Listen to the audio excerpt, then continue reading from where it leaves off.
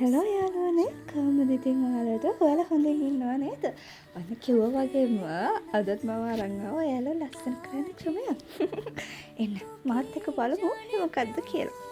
ඔයාලට ඕන වෙන්නේ පුංචි ඉන්ග්‍රීඩියන්ට්ස් දෙකයි. එකක් තමයි කඩල පිටි.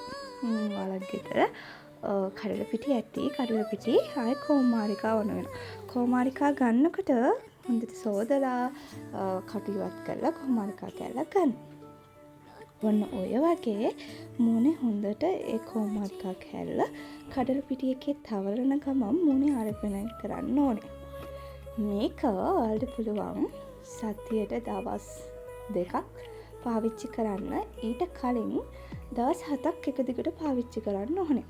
මේ පැක් එක ඔයාලගේ තියෙන මූණේ තියෙන අදුරු බව නැති කරන්න හොඳම පැක් එකක්. ඒ වගේම ඔයාලට පුළුවන් මේක හැමදාම වුණත් යූස් කරන්න.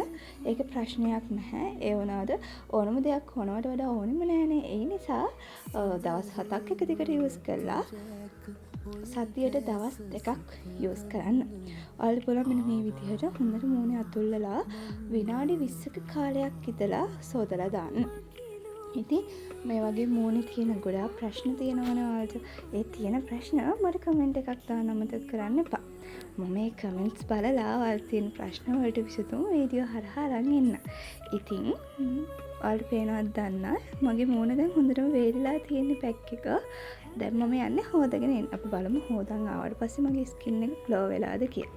මේ තියෙන්නේ මගේ හොදන් ආවට පස්සේ මගේ ස්කින් එක. ඔයාලට පේනවා අර කලින් තිබ්බට වඩා ලුක් එකක් ඇවිල්ලා තියෙනවා. ඉතින් ගිහින් එන්න. බයි.